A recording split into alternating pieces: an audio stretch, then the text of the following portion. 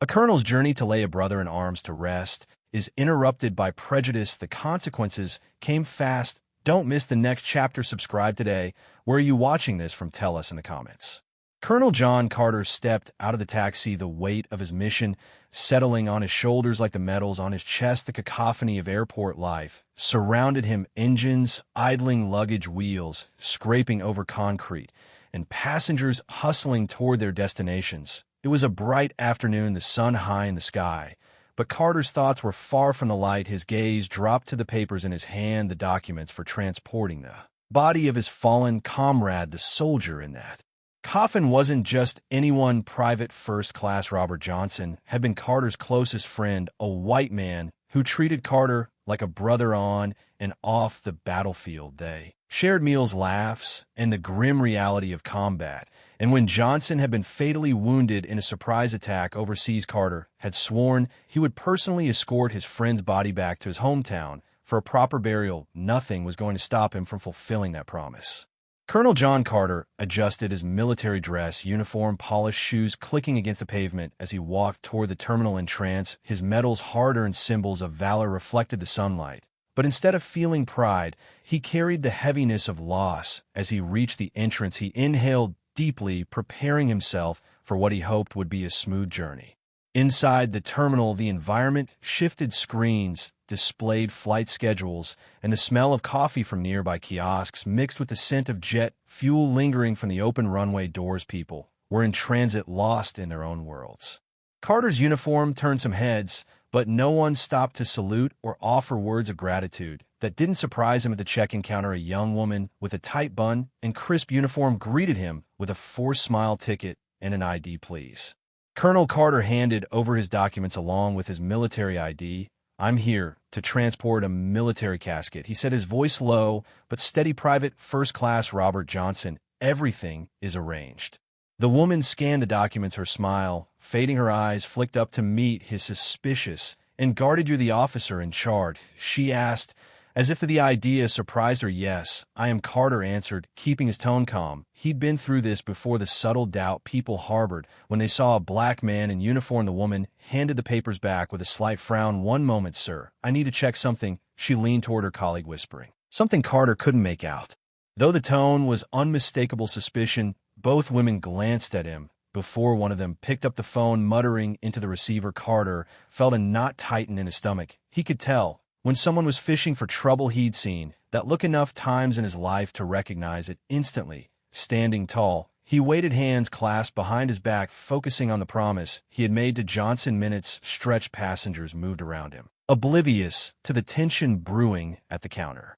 Eventually, another employee appeared, a middle-aged man with a stiff posture and a scowl. He approached Carter with an air of authority, looking him up and down. Colonel Carter, is it? The man asked, glancing at the papers in Carter's hand, as if expecting them to vanish. We just need to do a routine verification. Carter clenched his jaw, holding back the frustration rising inside him. Everything is in order. All the paperwork is there. I need to board the flight as soon as possible. The family is waiting for the arrival. The man gave him a once-over, his expression flat. I'm going to need to see that ID again, he said, as if Carter's uniform and medals weren't enough proof. Carter complied without a word, retrieving his ID from his pocket. The man took it with deliberate slowness, inspecting it as though it were counterfeit. Every second felt like a slap to Carter's dignity. After an uncomfortably long pause, the man handed the ID back with a shrug. It looks fine, but I need to call security. Just a precaution. Carter's heart sank. Security? For what policy? The man said, giving a tight lip smile. We need to ensure everything checks out. Carter stood his ground, though anger simmered beneath his calm exterior. He could see where this was going. Despite his rank, his medals, and his mission, they saw only one thing: a black man with a claim they found hard to believe. Minutes later, two security officers arrived, their body language stiff and unfriendly. One of them, a stocky man with a shaved head, immediately took control. What's the issue here? The employee gestured toward Carter. This gentleman is claiming to be a colonel escorting a military casket. We need to verify his credentials. The officer gave Carter a hard look, arms crossed over his chest. Colonel, huh?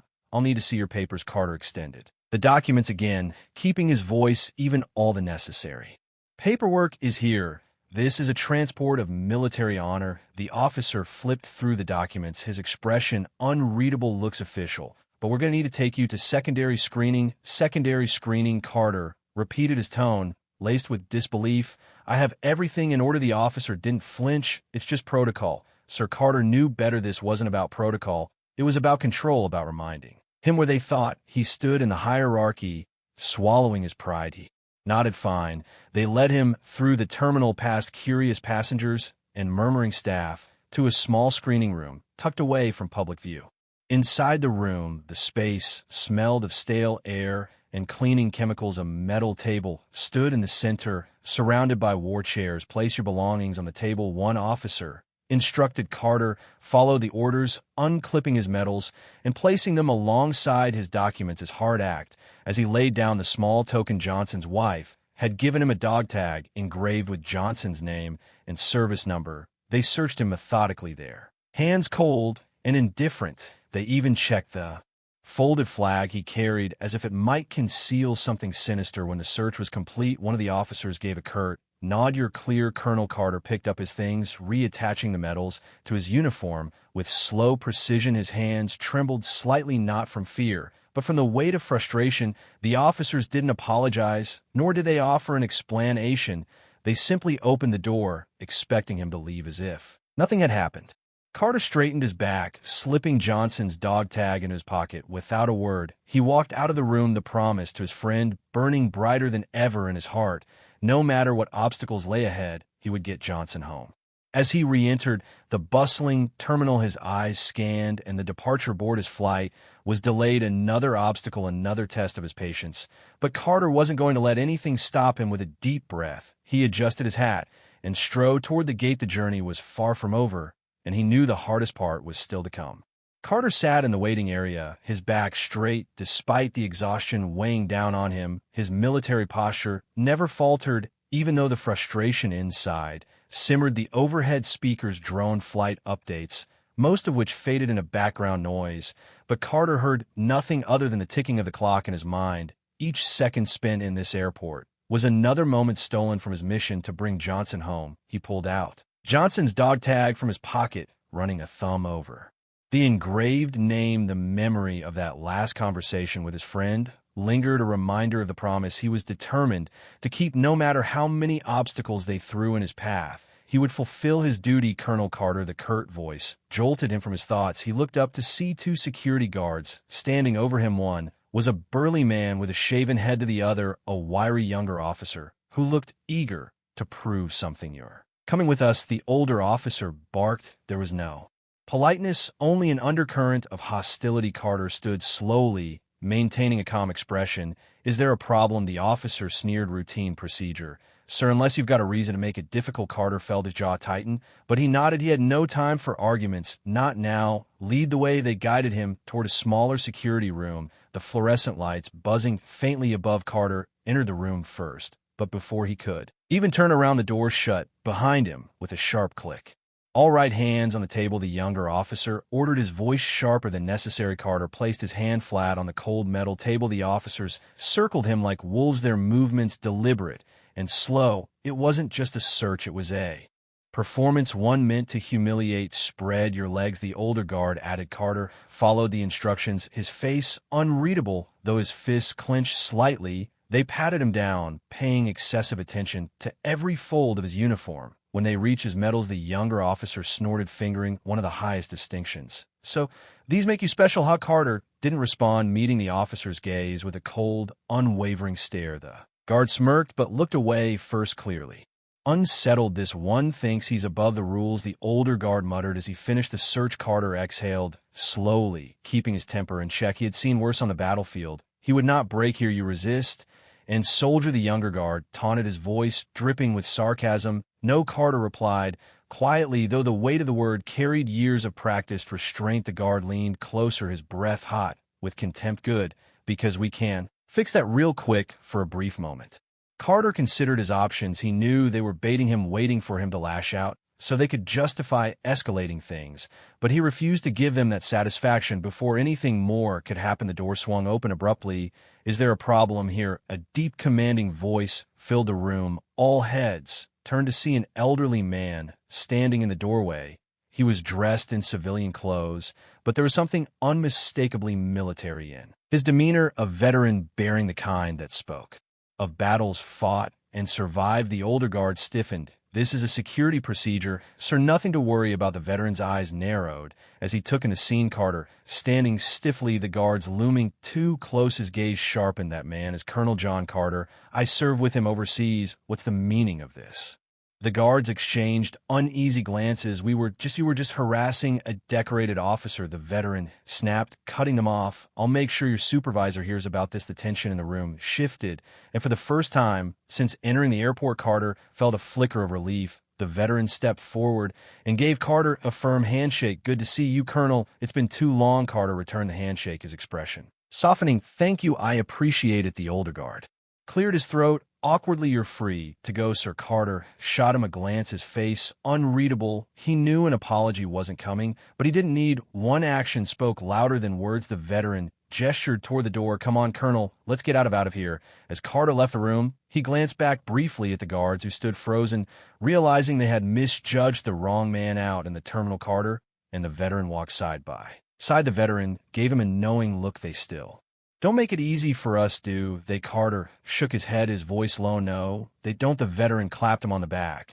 "But you hang in there." Johnson's waiting. Carter's throat tightened, and for a moment he couldn't find the words. He gave the veteran a grateful nod, then continued toward his gate. The journey was far from over, but at least now Carter had made it through one more obstacle. As he approached the departure area, he caught a glimpse of the flight board. His flight status blinked in bold red letters. Delayed. Carter closed his eyes briefly, willing himself to stay calm. He had come too far to let anything stop him now, and no matter how many roadblocks they put in his way, he would carry Johnson home one step at a time. Carter stood at the gate, the red letters spelling delayed on the screen, gnawing at his patience. He checked the time. Every minute wasted in this airport felt like a personal insult. It wasn't just about him. It was about Johnson's family waiting on the other side, holding on to their grief, hoping to bury their son with honor. Carter adjusted the collar of his uniform and approached the airline desk again, determined to get answers. The attendant at the desk, a young woman scrolling through her tablet, barely acknowledged him. "Yes," she asked without looking up. "My flight is delayed. I need information," Carter said evenly, though his frustration threatened to surface. He placed the documents on the counter, careful not to sound confrontational. The woman glanced at him, her expression flat. "Everyone's flight is delayed, sir. You'll just have to wait like everyone else." Carter exhaled slowly, the knot in his chest tightening. "This isn't just any flight. I'm transporting a military casket. There are specific protocols. Can you at least confirm the new departure time?" The attendant shrugged, scrolling through the screen lazily. "Look, I don't have anything new yet. Check back later." Her dismissive tone stung, but Carter remained composed. "I need to ensure the casket is properly transferred. This isn't negotiable." With an exaggerated sigh, she finally made eye contact, irritation flickering in her gaze. "Sir, I understand that you think your situation is special, but we're short-staffed. Maybe check with the cargo team if it's that important." Carter's patience thinned, his pulse quickened, but he kept his voice measured. "Give me the number for the cargo team." The woman tapped a few buttons, scrawled a number on a sticky note, and slid it across the counter. "There, have a good day." Her sarcasm was thinly veiled. Carter tucked the note into his pocket and turned toward the nearest phone station. As he dialed the number for cargo services, a memory surfaced. Unbidden, a moment on the battlefield when Johnson had taken a bullet meant for him. Johnson's voice echoed in his mind. "Get me home. If anything happens." Carter promised me that he had promised, and no amount of bureaucratic nonsense would stop him now. The cargo team, however, proved to be just as unhelpful as the airline staff. "Yeah, we know about the military transport," the voice on the other end of the line grumbled, "but it's a busy day down here. We'll get to it when we get to it." Carter gripped the receiver tighter. "This isn't acceptable. I need confirmation that the casket is handled with care and transferred properly." "Look, man," the cargo worker said, clearly annoyed, "unless you want to come down here yourself, there's nothing more I can tell you." Carter closed his eyes, summoning every ounce of patience he had left. "Then tell me how to get to the cargo area." After a moment of silence, the worker begrudgingly gave him the directions.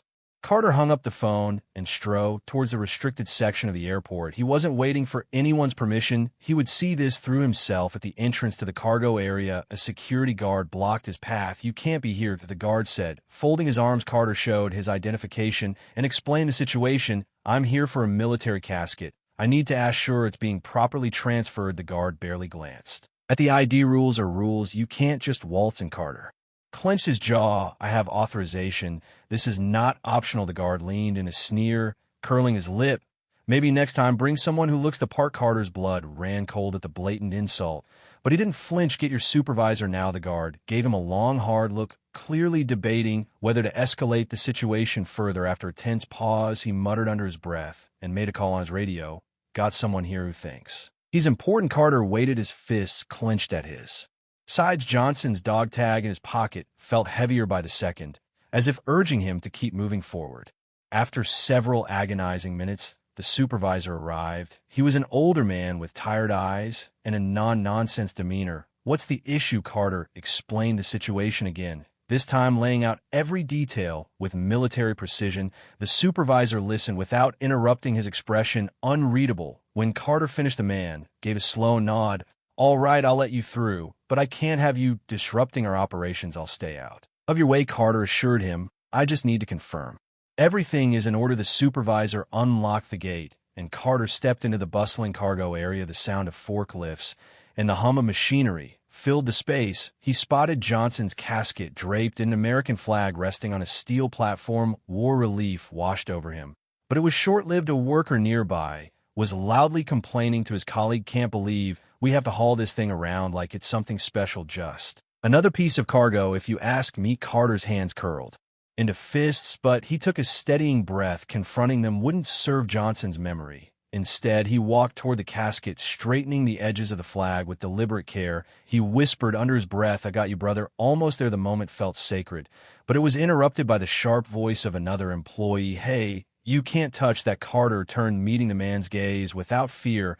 "I'm Colonel John Carter. This is my mission. Do you have a problem with that?" The man opened his mouth to argue, but closed it again when he saw the fire in Carter's eyes. He muttered something under his breath and walked away, leaving Carter alone with the casket. Once more, with the cargo properly secured and the necessary forms double-checked, Carter made his way back to the terminal. His phone buzzed as he reached the gate, a message from the airline informing him that the flight was further delayed. Carter exhaled through his nose, frustration bubbling to the surface as he sat down. The weight of the day pressed heavily on his shoulders. The obstacles were piling up one after another, testing his patience and resolve. But he reminded himself that this wasn't just about the journey, it was about the promise. He made a promise he would keep no matter the cost.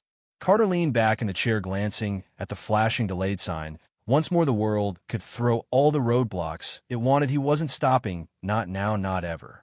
The airport terminal buzzed with restless energy as the hours dragged on. Delayed flights turned the waiting areas into makeshift camps with passengers sprawled across chairs and floors, frustration simmering in the air. Carter sat quietly, hands folded on his lap, his mind a battleground of exhaustion and determination. Every glance at the departure board tightened the knot in his chest. His mission to deliver Johnson home felt like an uphill climb through layers of systemic disrespect and careless indifference. Just as Carter thought he could catch a moment of peace, the silence around him was shattered by a commotion from behind. A group of passengers had gathered near the airline desk, murmuring and gesturing toward him. Phones were out, recording. At first, Carter didn't react. He had been the subject of unwanted attention before. A man in uniform always stood out in public, but this time something felt different.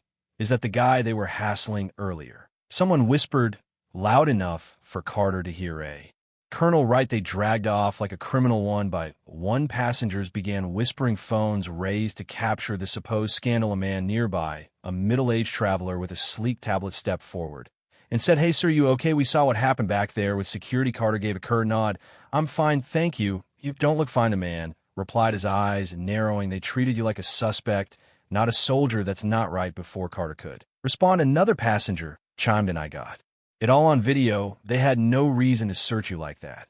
Carter shifted uncomfortably as more voices joined the conversation. Phones pointed at him from every angle, capturing his expression. He wanted to keep things under control, but the narrative was slipping away from him. Someone in the crowd muttered, "If they can do that to a decorated officer, what chance do the rest of us have?" A spark ignited. The murmurs grew louder, frustration building into something volatile by the time Carter reached the gate again. The airport's social media was already buzzing, with hashtags and outrage. Clips of his encounter with security were spreading fast. The videos, shot from multiple angles, showed him standing stoically as guards search him with unnecessary force, their behavior drenched in disrespect. Carter's phone vibrated repeatedly with notifications. Messages poured in from strangers expressing their disgust at how he had been treated. The situation was spiraling out of control, and Carter knew it would only be a matter of time before journalists arrived. He wasn't wrong. Within the hour, a small group of reporters appeared, armed with cameras and microphones. They swarmed him as he waited at the gate, their questions sharp and relentless. "Colonel Carter, can you comment on the treatment you received from airport security? Do you believe this incident reflects a larger issue of discrimination against black servicemen? What message do you think this sends to other military personnel of color?" Carter kept his expression neutral, though his pulse raced. He knew the media could twist words, and anything he said now could escalate the situation further. "I have no comment," he said, calmly folding his arms. "Colonel, please," a reporter pressed, shoving a microphone closer to his face. "The public wants to know, what do you have to say about this?" Carter exhaled, slowly fighting the urge to engage. "No comment," he repeated, but the reporters didn't back down. Another journalist, a woman with a determined expression, asked, "How do you feel knowing the airport staff treated you this way while you were on a mission to transport your friend's remains?" That question cut deep. The emotions Carter had kept bottled up for hours threat to spill over, but he clenched his jaw, refusing to let them see it. "No comment," he said one last time, his voice steady but cold, while Carter tried to distance himself from the media circus. The situation continued to unfold online. The clips of his mistreatment went viral with hashtags like #RespectOurHeroes and #Justice for Colonel Carter trending within hours. Thousands of comments flooded social media, denouncing the airport's behavior and calling for accountability. Protests began to form outside the airport as news of the incident spread. Crowds of people holding signs that read "Honor all soldiers" and "Equal treatment" now gathered at the terminal entrance. The protest grew quickly, fueled by outrage over both the racial profiling and the disrespect toward a war hero. The chant "Respect our soldiers" echoed through the airport walls, rattling the very structure of the institution that had wronged Carter. Inside, airline staff and security grew visibly nervous. Management scrambled to contain the situation, but the crowd outside only grew louder, the pressure mounting. One of the reporters at the gate, sensing an opportunity, followed Carter persistently. "Colonel, do you think the protest outside is justified? Do you believe this incident reflects systemic racism?" Carter gave the journalist a sidelong glance. He knew the power of words, especially when they left his mouth. Any statement could become fuel for the fire. "I'm just here to bring my friend home," Carter said quietly. That's all. His answer was simple, but the look in his eyes told a deeper story, a story of frustration, injustice, and unwavering resolve.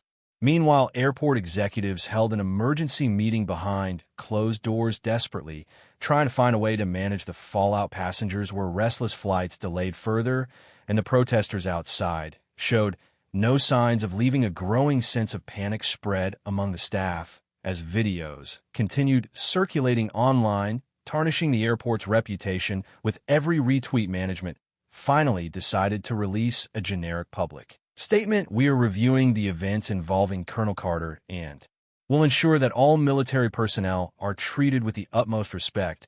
But it was too little, too late. The public wasn't satisfied with empty words. They demanded real accountability.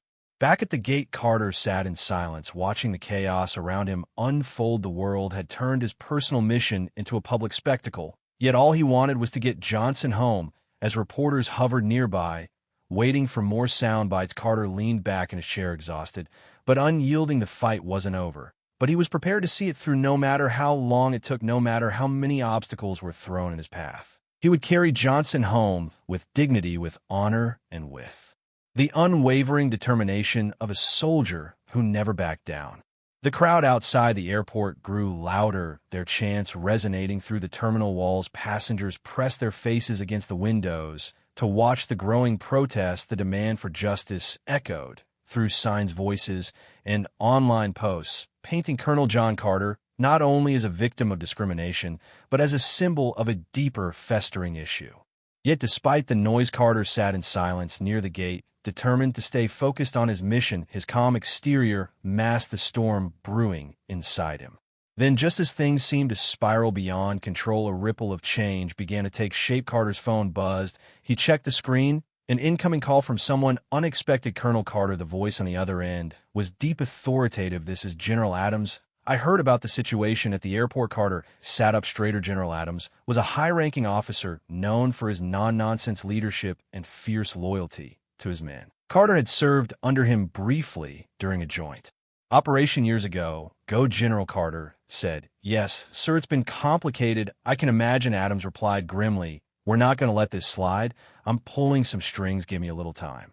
Minutes after the call ended, the airport staff began scrambling. Word had come down from high places, and now the tone toward Carter shifted.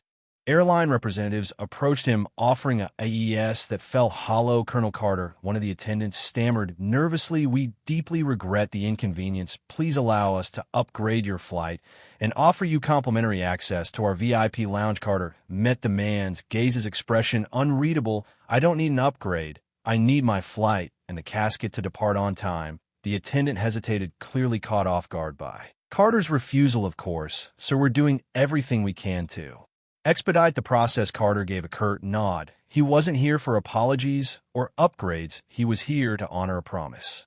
As the airport management scrambled to mitigate the damage, more allies began to emerge. One of them was a senior officer from Carter's old unit, Lieutenant Colonel Foster. Foster was an older man with silver hair and a commanding presence. Though he had retired from active service, Foster still carried the respect of the military community and wielded influence in the upper ranks. When Foster arrived at the airport, it was like a shift in the atmosphere. He strode toward Carter with purpose, his sharp eyes taking in everything at a glance. Foster said, clapping him on the shoulder, "Heard they were giving you trouble." Carter gave a faint smile. "It's been a day." Foster shook his head, a flicker of anger in his eyes. "Unbelievable, a decorated officer on an honorable mission. And this is how they treat you." He turned toward the airline staff lingering nearby. "You'll regret every second of this when we're done." The staff backed away nervously under Foster's stern gaze. He then pulled out his phone and began making calls, rallying other officers and officials to apply pressure on the airport management. Meanwhile, Carter received a text message from General Adams. "I've contacted the airline CEO. They're fast-tracking your flight. Hang tight. We've got your six." Though Carter appreciated the support, he knew that his focus had to remain steady. He wouldn't rest until Johnson was home.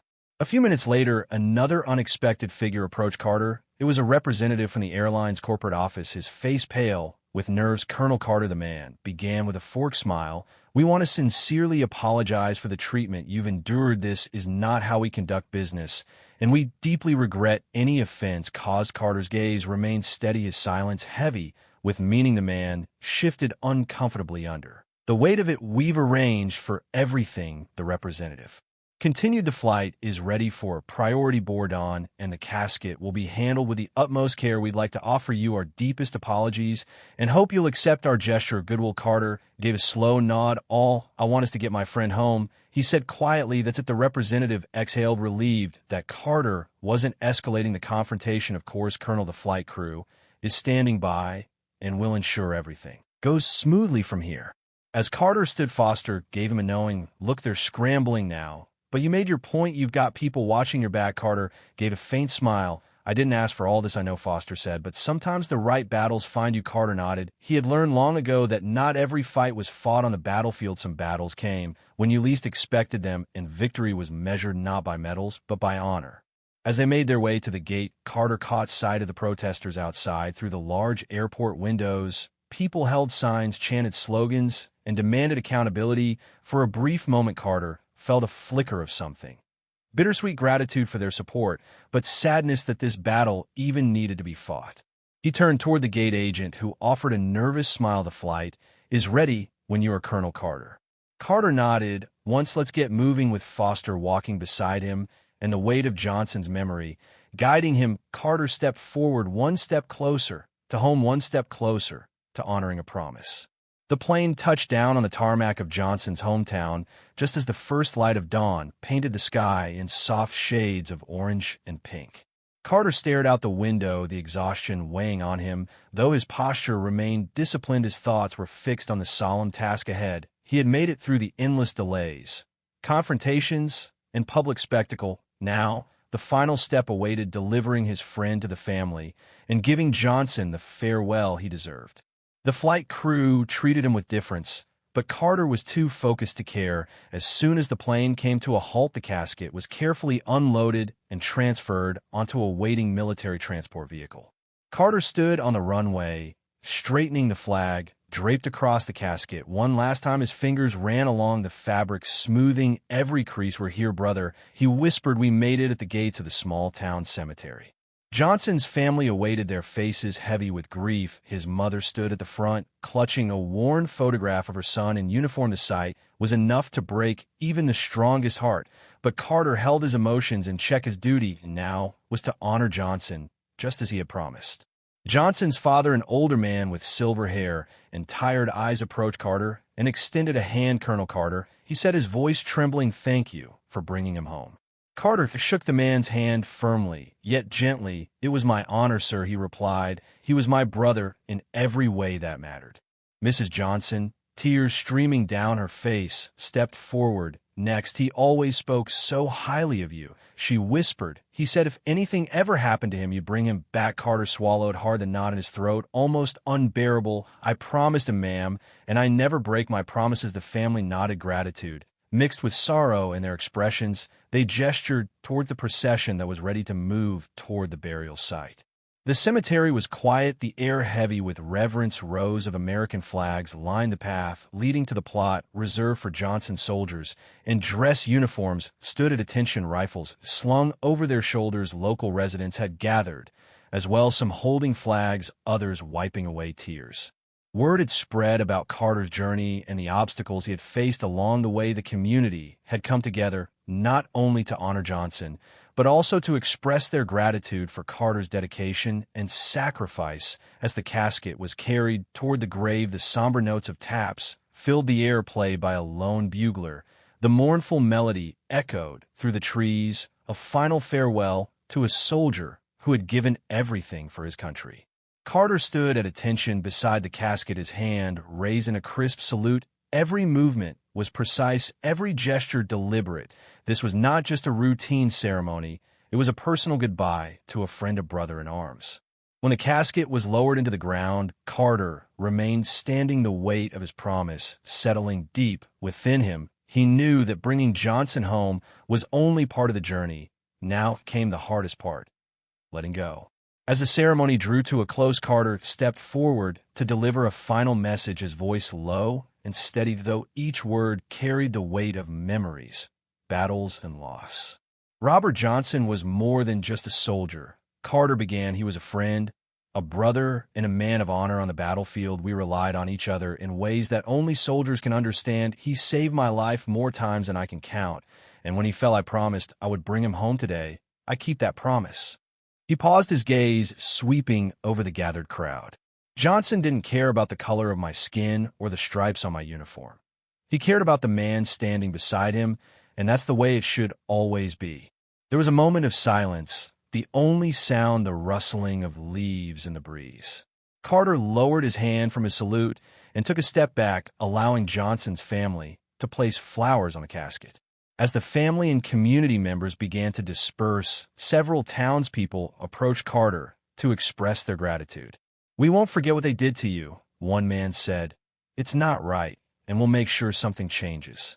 Another woman, wiping tears from her eyes, added, "You brought him home, Colonel. That means everything to us." Carter gave them a nod, his expression somber but grateful. It wasn't the recognition he had sought, but it was a reminder that the fight for respect was far from over. Later that evening, Carter joined Johnson's family at a small gathering in their home. It was a quiet affair, just close friends and family reminiscing about the man Johnson had been. They shared stories, laughed through tears, and found comfort in each other's presence. Johnson's mother pulled Carter aside at one point, pressing a folded letter into his hand. Tom wrote this for you before he left." She whispered he wanted you to have it in case, well, you know. Carter unfolded the letter with trembling hands. It was short, but meaningful, written in Johnson's familiar scrawl. "Carter, if you're reading this, it means you kept your promise. Thank you for getting me home, brother. I'll see you on the other side." The words hit Carter harder than any battlefield wound. He folded the letter carefully and placed it in his pocket alongside Johnson's dog tag. "I'll see you on the other side," Carter whispered, his voice thick with emotion. The night ended with a quiet toast in Johnson's memory. As Carter raised his glass, he knew that despite the obstacles and the injustices he had faced, he had done what he set out to do. He had brought his brother home, and in doing so, he had found a measure of peace. The next morning, Carter woke early, the first rays of sunlight streaming through the window of the small guest room. Where he had stayed, his body was weary, but his mind was sharp. Johnson was home, the mission was complete, but the events that had unfolded at the airport still weighed heavily on him. He knew that what happened wasn't just a series of unfortunate events. It was a reflection of something far deeper, a system that treated men like him with suspicion even when they wore the uniform of their country. Carter sat on the edge of the bed for a long moment, staring at Johnson's dog tag in his hand. The fight wasn't over, not yet. Johnson's burial had been a personal victory, but what he experienced at the airport demanded something more. It was time to act. Later that morning, Carter's phone buzzed with a series of messages and missed calls. News of the airport incident had continued to spread. Media outlets were picking up the story, and the protests that began outside the airport were now gaining national attention. Activists demanded answers, and the public's outrage grew louder by the hour. To Carter's surprise, his inbox was flooded with messages from military personnel, soldiers, officers, and veterans of all races. Some expressed their disgust at how Carter had been treated, while others shared their own experiences with discrimination within the ranks. It was clear to Carter that this wasn't an isolated incident. It was part of a much larger problem. A message from General Adams appeared at the top of his inbox. "We're launching an official inquiry. This will not be swept under the rug." Carter exhaled slowly, knowing that while inquiries and investigations were important, they were only the beginning. He wasn't content with waiting for others to take action. He needed to do more. Back in Johnson's hometown, Carter met with local veterans and community leaders, many of whom expressed their desire to help, and together they began organizing a campaign not just for justice for Carter, but for systemic changes to ensure that no other soldier would face what he had. "We need accountability," Carter said during one of their meetings, "not just from the airport staff, but from the military itself. This isn't just about me. It's about every soldier who's been disrespected and disregarded because of how they look." The campaign quickly gained momentum with the support of military organizations, activists, and media outlets. Carter's story became a rallying cry. Social media movements like #JusticeForCarter and #RespectAllSoldiers trended nationwide. Wide public figures began weighing in, and demands for reform echoed across the country. Meanwhile, the airport launched an internal investigation. Several employees were placed on leave, and the head of airport security was forced to resign. The airline issued a public apology, though many criticized it as being too little too late. Carter received a personal letter from the airline CEO apologizing for the mistreatment and promising to implement new policies to prevent similar incidents in the future. It was a small step, but Carter knew it wasn't enough. The military also responded to the growing outcry. General Adams publicly acknowledged the need for change and announced new training programs aimed at addressing racial bias within the ranks. Carter was invited to participate in the initiative, lending his voice to the effort to reshape the culture of the military from within. "It's not going to be easy," Adams told Carter during one of their conversations, "but it's necessary, and we need people like you leading the charge." Carter nodded. "I've faced tougher battles," Adams smiled. "That's what I was counting on." As the weeks passed, Carter's life slowly returned to a new normal. The campaign for justice continued to gain traction, and meaningful changes began to take shape in both the airport and the military. Carter knew that the fight wasn't over, but for the first time, he felt that progress was within reach. Then one morning, a letter arrived at Carter's doorstep. It was from Johnson's family. Mrs. Johnson's handwriting was neat and delicate, the words filled with warmth and gratitude. "Carter, thank you for bringing our boy home. Your dedication meant the world to us, but more than that, thank you for standing up when it would have been easier to stay silent. Tom would be proud of you, we all are. Carter read the letter, twice, his heart heavy with emotion. He folded it carefully and placed it alongside Johnson's dog tag, a reminder of the bond they had shared and the promise he had kept. In the quiet moments that followed, Carter reflected on everything that had transpired. The road had been long and filled with obstacles, but he had carried Johnson home with honor. Along the way, he had faced prejudice, injustice, and unnecessary challenges, but he had also found allies, unexpected supporters, and the strength to push forward. And though Johnson's chapter had ended, Carter knew that his own story was far from over. The fight for justice would continue for himself, for Johnson, and for every soldier who had ever been judged by the color of their skin rather than the content of their character. Carter stood by the window, gazing out at the horizon. A new day was dawning, full of challenges yet to come, but Carter was ready. He had kept his promise, and he would keep fighting for what was right. With Johnson's dog tag still in his hand, Carter whispered quietly to himself, "We're not done yet, brother, not by a long shot." And with that, he stepped forward, ready to meet whatever battles lay ahead, not as a victim, but as a soldier, a brother, and a man of unbreakable resolve. Thanks for watching. If you enjoyed this story and want to see more, don't forget to hit that subscribe button. Stay with us for the next one. And while you're here, check out our other videos. There's always more to explore. Where are you watching from? Let us know in the comments below.